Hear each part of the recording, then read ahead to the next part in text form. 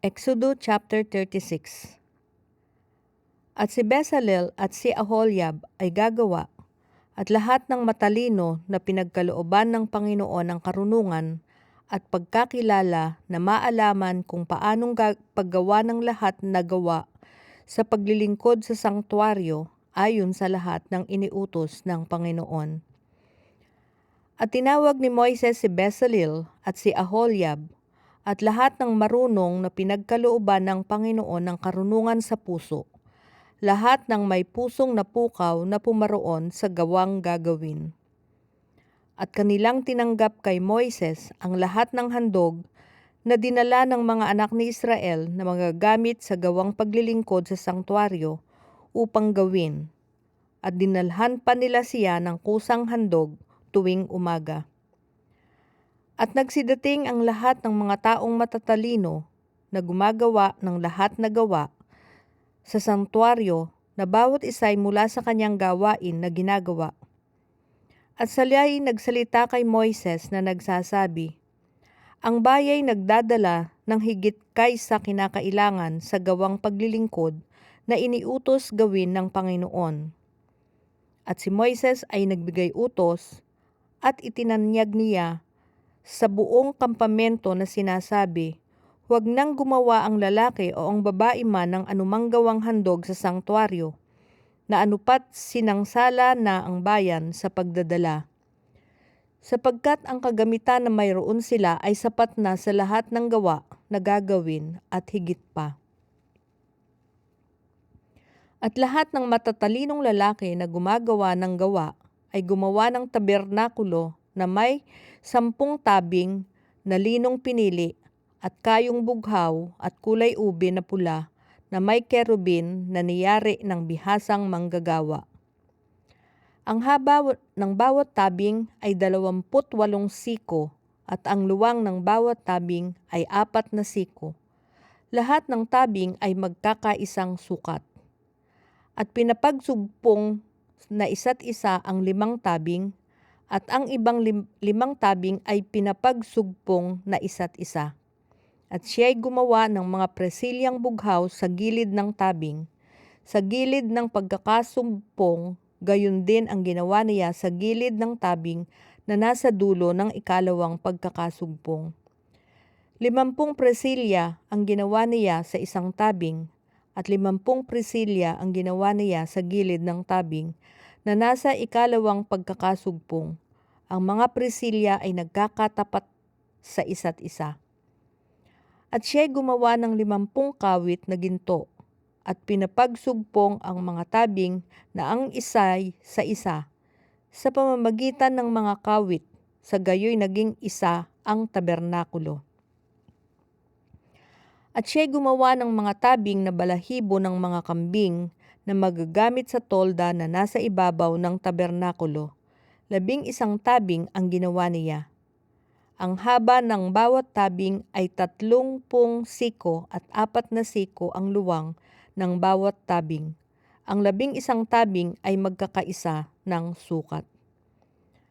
At kaniyang pinapagsugpong ang 5 tabing at ang 6 na tabing ay bukod. At siya'y gumawa ng 50 presilya sa gilid ng unang tabing, sa dulo ng pagkakasugpong, at 50 presilya ang ginawa niya sa gilid ng tabing na nasa dulo ng ikalawang pagkakasugpong. At siya'y gumawa ng 50 kawit na tanso na papagsugpungin ang tolda upang maging isa. At siya'y gumawa ng isang pantakip sa tolda na balat ng mga tupa na tininang pula, at ng isang takip na balat ng poka sa ibabaw. At siya'y gumawa ng mga tabla para sa tabernakulo na kahoy na akasya na pawang patayo. 10 siko ang haba ng isang tabla, at 1 sikot kalahati ang luwang ng bawat tabla. Bawat tabla'y mayroong 2 mitsa na magkakasugpong na isa't isa. Gayon ang ginawa niya sa lahat ng tabla ng tabernakulo. At kanyang iginawa ng mga tabla ang tabernakulo, 20 tabla sa tagilirang timugan na dakong timugan. At siya'y gumawa ng 40 tungtungang pilak sa ilalim ng 20 tabla. 2 tungtungan sa ilalim ng isang tabla na ukol sa kaniyang 2 mitsa, at 2 tungtungan sa ilalim ng isang tabla na ukol sa kaniyang 2 mitsa. At sa kalawang tagiliran ng tabernakulo sa dakong hilagan ay gumawa siya ng 20 tabla at ng kanilang 40 tungtungang pilak, 2 tungtungan sa ilalim ng isang tabla at 2 tungtungan sa ilalim ng ibang tabla. At sa dakong hulihan ng tabernakulo, sa kalunuran ay gumawa siya ng 6 na tabla. At 2 tabla ang ginawa niya sa mga sulok ng tabernakulo sa dakong hulihan, na mga nasugpong sa tablang nauukol sa dakong ibaba at nauugnay sa mainam hanggang sa itaas. Sa isang argolya, gayon ginawa niya sa 2 yaon sa 2 sulok. At mayroong 8 tabla, at ang mga tungtungang pilak ay 16 na tungtungan, sa ilalim ng bawat tabla ay 2 tungtungan. At siya gumawa ng mga barakilan na kahoy ng akasya, 5 sa mga tabla ng isang tagiliran ng tabernakulo, at 5 barakilan sa mga tabla ng kabilang tagliran ng tabernakulo, at 5 barakilan sa mga tabla ng tabernakulo sa dakong hulihan na dakong kalunuran. At kanyang pinaraan ang gitnang barakilan sa gitna ng mga tabla mula sa isang dulo hanggang sa kabila. At sa kanyang binalot ang mga tabla ng ginto, at gininto niya ang kanilang mga argolya na mga daraanan ng mga barakilan, at binalot ang mga barakilan ng ginto. At kaniyang ginawa ang lambong na kayong bughaw at kulay ube at pula, at linong pinili na may mga kerubin na gawa ng bihasang manggagawa. At kanilang iginawa ng 4 na haliging akasya at pinagbalot na ginto. Ang kanilang mga sima ay ginto rin, at kaniyang mga ipinagbubu ng 4 na tungtungang pilak. At kaniyang iginawa ng tabing ang pintuan ng tolda na kayong bughaw at kulay ube at pula, linong pinili na yari ng mangbuburda. At iginawa niya ng 5 haliging sangpu ng kanilang mga sima, at kanyang binalot ang mga kapitel at ang kanilang mga pilete ng ginto, at ang kanilang 5 tungtungan ay tanso. Chapter 37. At kahoy na akasya ang ginawang kaban ni Bezalel, na may 2 sikot kalahati ang haba niyaon, at may 1 sikot kalahati ang luwang niyaon, at may 1 sikot kalahati ang taas niyaon. At kanyang binalot ng taganas na ginto sa loob at sa labas, at iginawa ng 1 kornisang ginto sa palibot. At ipinagbubu niya ng 4 na argolyang ginto sa 4 na sulok na yaon, sa makatwid bagay 2 argolya sa isang tagiliran. At siya gumawa ng mga pinggan na kahoy na akasya at pinagbalot ng ginto. At isinuot ang mga pingga sa mga argolya sa mga tagliran ng kaban upang mabuhat ang kaban. At gumawa siya ng 1 luklukan ng awa na taganas na ginto, na may 2 siko at kalahati ang haba, at may 1 sikot kalahati ang luwang. At siya'y gumawa ng 2 kerubing ginto, na nayari niya sa pamukpok sa 2 dulo ng luklukan ng awa. 1 kerubin sa isang dulo, at 1 kerubin sa kabilang dulo, nakaputol ng luklukan ng awa.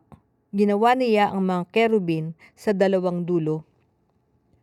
At ibinubuka ng mga kerubin ang mga pakpak na paitaas, na nalililiman ng kanilang mga pakpak ang luklukan ng awa, na nagkakaharap ang kanilang mga mukha.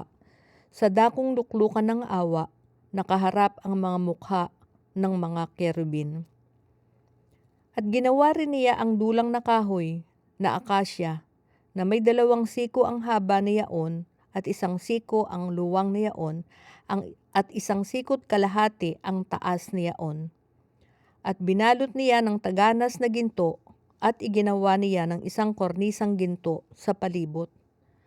At ginawa niya sa isang gilid na may 1 kamay ang luwang sa palibot. at iginawa ng isang ginintoang kornisa ang gilid sa palibot.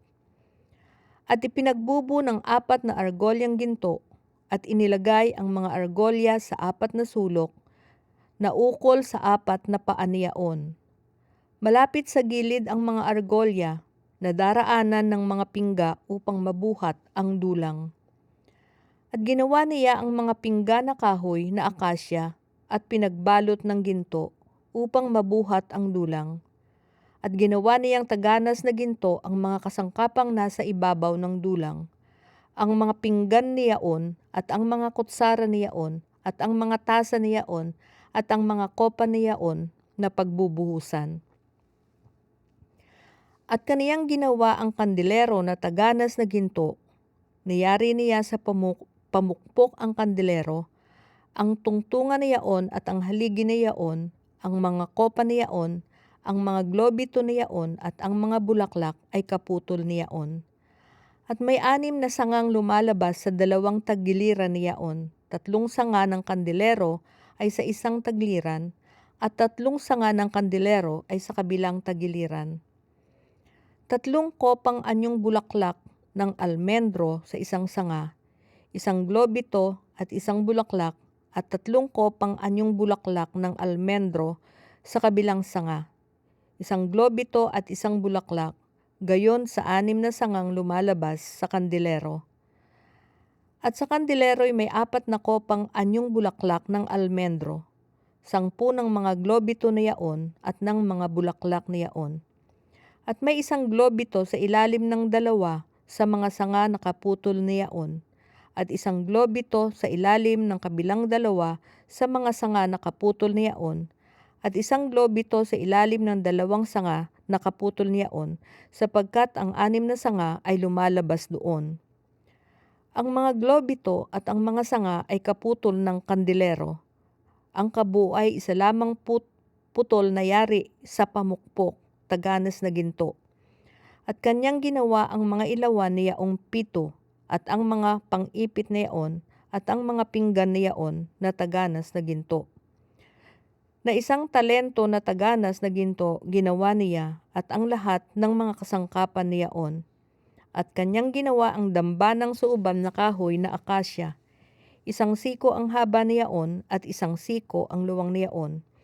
Parisukat at 2 siko ang taas na Yaon. Ang mga anyong sungay ni Yaon ay kaputol din. At kanyang binalot ng taganas na ginto ang ibabaw ni Yaon at ang mga taggiliran ni Yaon sa palibot at ang mga anyong sungay ni Yaon at kanyang iginawa ng isang kornisang ginto sa palibot. At iginawa niya ng 2 gintong argolya sa ilalim ng kornisa, sa dakong itaas ng 2 panig, sa ibabaw ng 2 panig na pagsusuotan ng mga pingga upang mabuhat. At kanyang ginawa ang mga pingga na kahoy na akasya at mga binalot na ginto. At kanyang ginawa ang banal na langis na pangpahid at ang taganas na kapangyan na mainam na pabango ayon sa katha ng manggagawa ng pabango. Chapter 38. At kanyang ginawa ang dambanang pagsusunugan ng handog na kahoy na akasya. 5 siko ang haba ni Yaon at 5 siko ang luwang ni Yaon.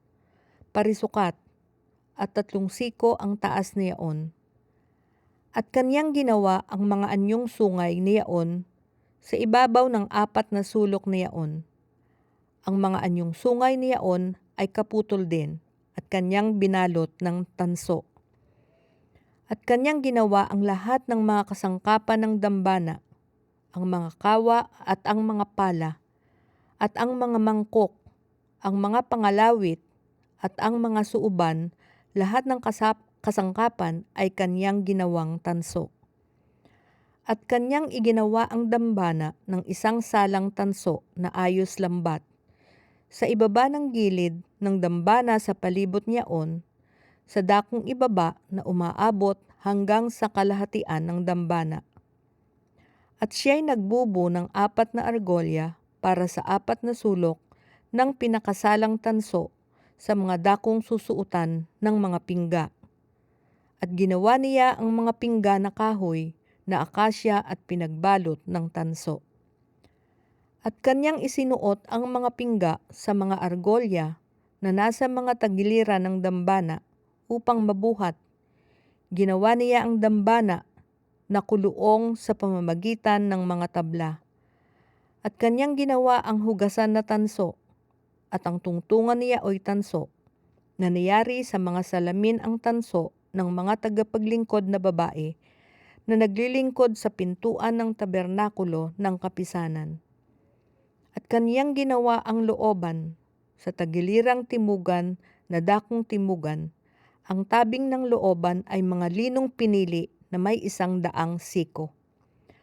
Ang mga haligi ng mga yaoy 20 at ang mga tungtungan ay 20 tanso.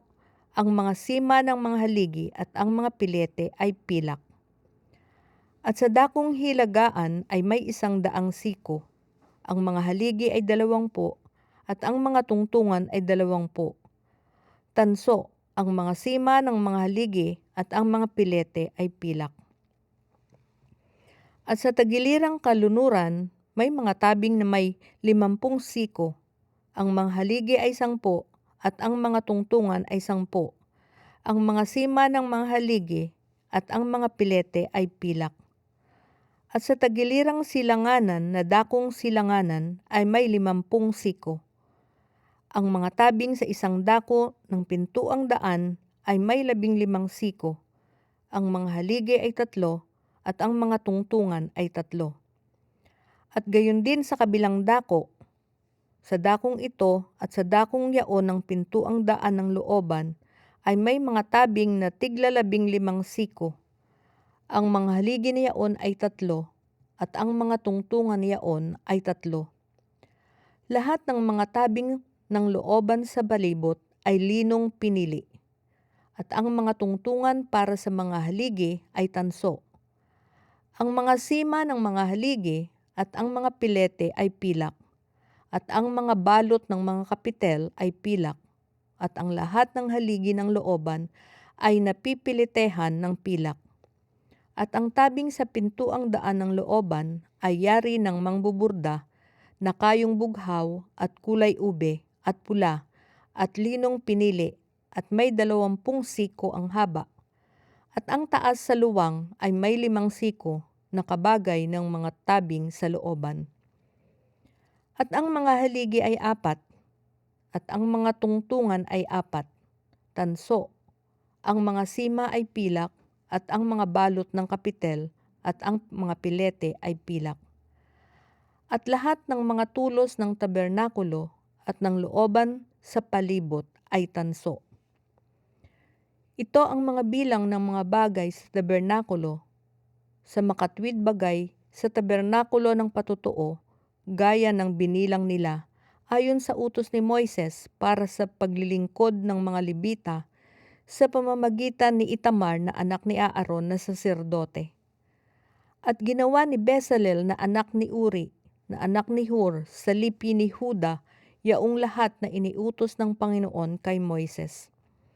At kasama niya si Aholyab, na anak ni Ahisamak, sa lipi ni Dan, na tagapag-ukit at bihasang manggagawa at mangbuburda sa bughaw at sa kulay ube at sa pula at sa lino.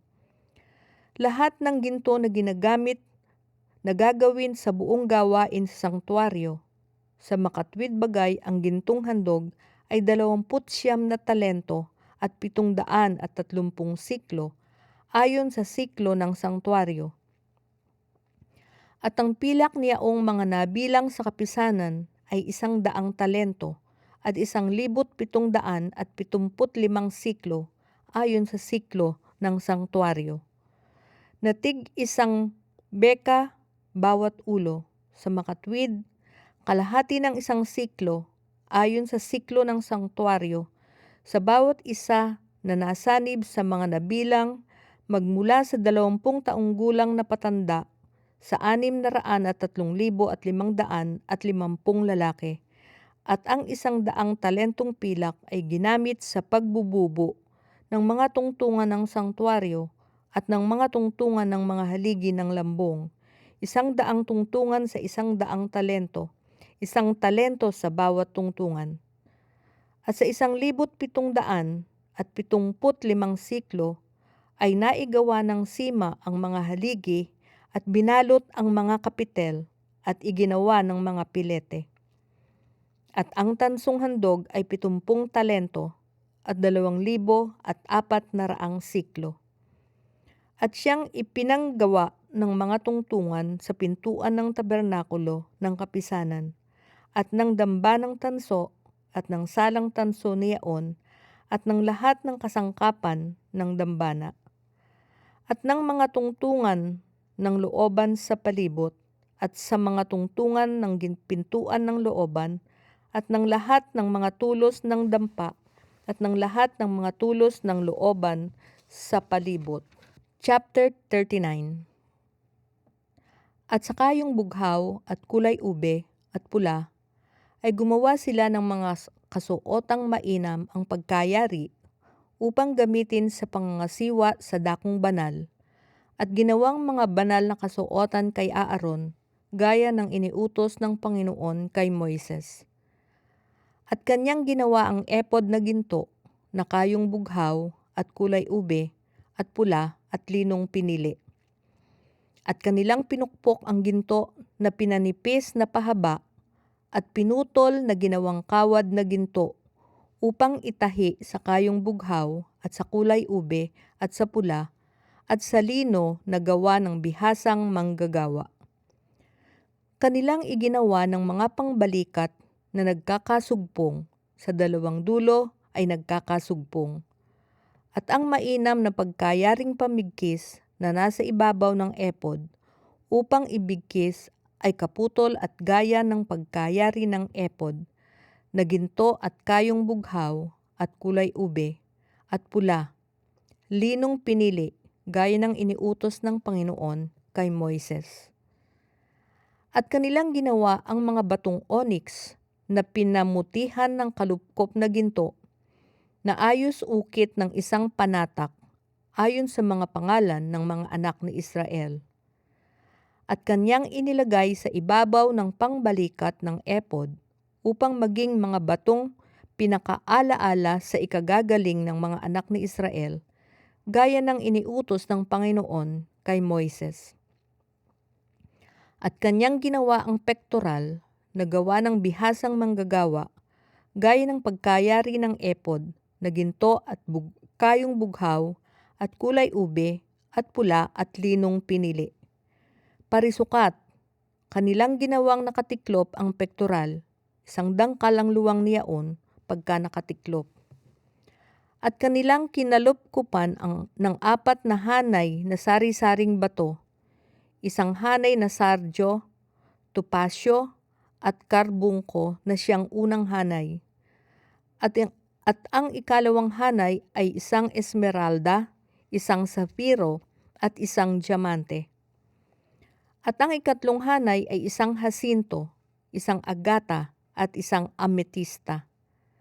At ang ikaapat na hanay ay 1 berilo, 1 onyx at 1 jaspe na mga natatakpan ng mga pamuting ginto sa kanilang mga pagkakalupkop. At ang mga bato ay ayon sa mga pangalan ng mga anak ni Israel, 12 ayon sa kanilang mga pangalan na ayos ukit ng 1 panatak, bawat isa ay ayon sa kanyang pangalan na ukol sa 12 lipi. At kanilang iginawa ang pektoral ng mga tanikalang parang tirintas na ayos pinili na taganas na ginto. At sila'y gumawa ng 2 pangkalupkop na ginto at ng 2 singsing na ginto at inilagay ang 2 singsing sa 2 dulo ng pektoral. At kanilang ikinabit ang 2 tanikalang pinili na ginto sa 2 singsing sa mga sulok ng pektoral. At ang ibang 2 dulo ng 2 tanikalang ayos singsing ay kanilang ikinabit sa 2 pangkalupkop at mga ikinabit sa mga pangbalikat ng epod sa dakong harapan niyaon. At sila'y gumawa ng ibang 2 singsing na ginto at mga inilagay sa 2 sulok ng pektoral sa gilid niyaon na nasa dakong kabaligtaran ng epod. At sila'y gumawa ng 2 singsing na ginto at mga ikidabit sa 2 pangbalikat ng epod sa dakong ibaba, sa may harapan na malapit sa pagkakasugpong sa ibabaw ng mainam na pagkakayaring pamigkis ng epod. At kanilang itinali ang pektoral sa pamamagitan ng mga singsing, sa mga singsing ng epod ng isang panaling bughaw upang mamalagi sa ibabaw ng mainam na pagkayaring pamigkis ng epod, gaya ng iniutos ng Panginoon kay Moises. At kaniyang ginawa ang balabal ng epod na yari ng manghahabi na taganas na bughaw. At ang butas ng balabal ay nasa gitna niyaon na gaya ng lieg ng isang koselete na may isang uriang tinahi sa palibot ng pinakalieg upang huwag mapunit. At kanilang ginawan ang mga ribete ng balabal ng mga granadang kayong bughaw at kulay ube at pula at linong pinili. At sila'y gumawa ng mga kampanilyang taganas na ginto at inilagay ang mga kampanilya sa pagitan ng mga granada sa ibabaw ng ribete ng balabal sa palibot sa pagitan ng mga granada. Isang kampanilya at isang granada, isang kampanilya at isang granada sa ibabaw ng ribete ng balabal sa palibot upang ipangasiwa gaya ng iniutos ng Panginoon kay Moises. At kinilang ginawa ang mga tunika na lino na yaring hinabi para kay Aaron at sa kanyang mga anak. At ang mitra na lino at ang mga mainam na tiyara na lino at ang mga salawal na lino na kayong pinili na lino, at ang bigkis na linong pinili, at kayong bughaw, at kulay ube, at pula na gawa ng mangbuburda gaya ng iniutos ng Panginoon kay Moises. At kanilang ginawa ang lamina ng banal na korona na taganas na ginto, at sinulatan ng isang titik na ayos ukit ng isang panatak, banal sa Panginoon. At kanilang tinalian ang isang panaling bughaw upang ilapat sa ibabaw ng mitra, gaya ng iniutos ng Panginoon kay Moises. Gayon natapos ang buong gawa sa tabernakulo ng kapisanan at ginawa ng mga anak ni Israel ayon sa buong iniutos ng Panginoon kay Moises, gayon ginawa nila. At kanilang dinala ang tabernakulo kay Moises, ang tolda, at ang lahat ng mga kasangkapan niyaon, ang mga kawit, ang mga tabla, ang mga barakilan, at ang mga haligi, at ang mga tungtungan, at ang takip ng mga balat ng mga tupa na tinina sa pula, at ang takip na balat ng mga poka, at ang lambong ng tabing. Ang kaban ng patutuo, at ang mga pingga niyaon, at ang luklukan ng awa, ang dulang, lahat ng mga sisidlan niyaon at ang tinapay na handog, ang dalisay na kandilero, ang mga ilawan niyaon, ang mga ilawan na inayos at lahat ng mga sisidlan niyaon at ang langis na pangilawan, at ang damba ng ginto at ang langis na pangpahid, ang mabangong kamangyan at ang tabing na gamit sa pintuan ng tolda, ang damba ng tanso at ang pinakasalang tanso, ang mga pingga at ang lahat ng mga sisidlan niyaon, ang hugasan at ang tungtungan, ang mga tabing ng looban, ang mga haligi at ang mga tungtungan at ang tabing na pangpintuang daan ng looban, ang mga panali at ang mga tulos at lahat ng mga kasangkapan sa paglilingkod sa tabernakulo na gamit sa tabernakulo ng kapisanan. Ang maiinam na pagkayaring kasuotan na gamit sa pangangasiwa sa dakong banal at ang mga banal na kasuotan para kay Aaron na saserdote at ang mga kasuotan ng kanyang mga anak upang mangasiwa sa katungkulang saserdote ayon sa lahat ng iniutos ng Panginoon kay Moises, ay gayon ginawa ng mga anak ni Israel ang lahat ng gawa. At nakita ni Moises ang lahat ng gawain, at narito, kanilang nagawa na kung paanong iniutos ng Panginoon ay gayon nila ginawa, at pinagbabasbasan ni Moises. Chapter 40. At sinalita ng Panginoon kay Moises na sinasabi, sa unang araw ng unang buwan ay iyong itatayo ang tabernakulo ng kapisanan. At iyong isisilid doon ang kaban ng patutuo at iyong tatabingan ang kaban ng lambong.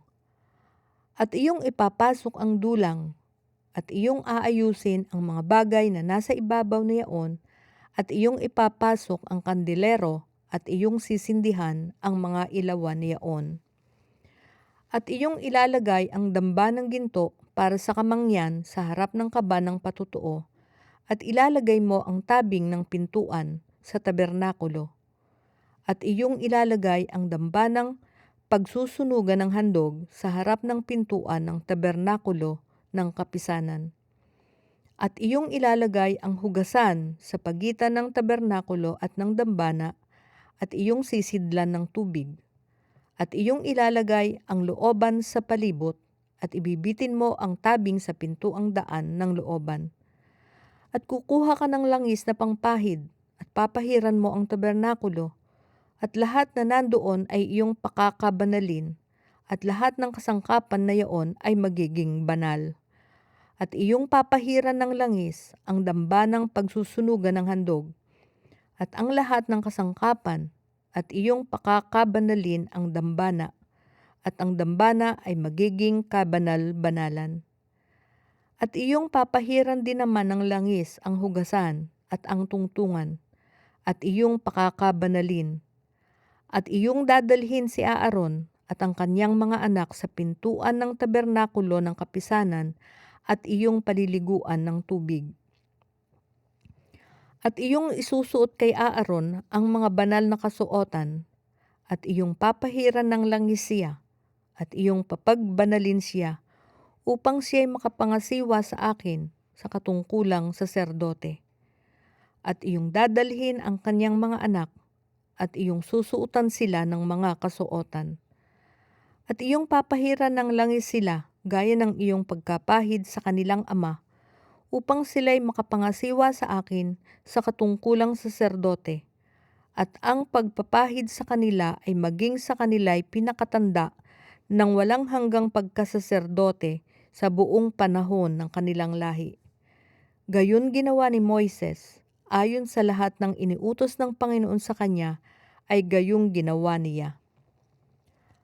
At nangyari sa unang buwan ng ikalawang taon ng unang araw ng buwan na ang tabernakulo'y itinayo. At itinayo ni Moises ang tabernakulo at inilagay ang mga tungtungan at ipinatong ang mga malaking tabla at isinuot ang mga barakilan at itinayo ang mga haligi niyaon. At kanyang inunat ang tolda sa ibabaw ng tabernakulo at kaniyang inilagay ang takip ng tabernakulo sa itaas ng ibabaw niyaon gaya ng iniutos ng Panginoon kay Moises. At kanyang kinuha at inilagay ang mga tabla ng patutuo sa loob ng kaban. At kanyang inilagay ang mga pingga sa kaban. At kanyang inilagay ang luklukan ng awa sa itaas ng ibabaw ng kaban. At kanyang ipinasok ang kaban sa tabernakulo. At inayos ang lambong ng tabing at tinabingan ang kaban ng patutuo gaya ng iniutos ng Panginoon kay Moises. At kanyang inilagay ang dulang sa loob ng tabernakulo ng kapisanan, sa dakong hilagaan ng tabernakulo sa labas ng lambong. At kanyang inayos ang tinapay sa ibabaw ng dulang sa harap ng Panginoon, gaya ng iniutos ng Panginoon kay Moises. At kanyang inilagay ang kandilero sa tabernakulo ng kapisanan, sa tapat ng dulang, sa tagilirang timugan ng tabernakulo. At kanyang sinindihan ang mga ilawan sa harap ng Panginoon, gaya ng iniutos ng Panginoon kay Moises. At kanyang inilagay ang damba ng ginto sa loob ng tabernakulo ng kapisanan, sa harap ng lambong. At siya'y nagsunog doon ng kamangyan ng mabangong espesya, gaya ng inuutos ng Panginoon kay Moises. at kanyang inilagay ang tabing ng pintuan sa tabernakulo. At kanyang inilagay ang damba ng pagsusunugan ng handog sa pintuan ng tabernakulo ng kapisanan at pinaghandugan ng handog na susunugin at ng handog na harina gaya ng iniutos ng Panginoon kay Moises. At kanyang inilagay ang hugasan sa pagitan ng tabernakulo ng kapisanan at ng dambana at sinidlan ng tubig upang paghugasan. At si Moises at si Aaron at ang kanyang mga anak ay nagsipaghugas doon ng kanilang mga kamay at ng kanilang mga paa. Pagkat sila'y pumapasok sa tabernakulo ng kapisanan, at pagka sila'y lumalapit sa dambana ay naghuhugas sila, gaya ng iniutos ng Panginoon kay Moises. At kaniyang inilagay ang looban sa palibot ng tabernakulo at ng dambana, at iniayos ang tabing ng pintuang daan ng looban. Gayon tinapos ni Moises ang gawain. Nang magkagayoy tinakpan ng ulap ang tabernakulo ng kapisanan, at pinuno ng Panginoon ng kaluwalhatian ang tabernakulo. At si Moises ay hindi makapasok sa tabernakulo ng kapisanan, sapagkat lumagay sa ibabaw na yaon ang ulap, at pinuspos ng Panginoon ng kaluwalhatian ang tabernakulo. At pagka ang ulap ay napaiitaas mula sa tabernakulo, ay nagpapatuloy ang mga anak ni Israel sa kanilang buong paglalakbay. Datapwat kung ang ulap ay hindi napaiitaas, ay hindi nga sila naglalakbay hanggang sa araw na napaiitaas. Sapagkat ang ulap ng Panginoon ay nasa ibabaw ng tabernakulo sa araw, at may apoy sa loob na yaon sa gabi, sa paningin ng buong lahi ng Israel sa kanilang buong paglalakbay.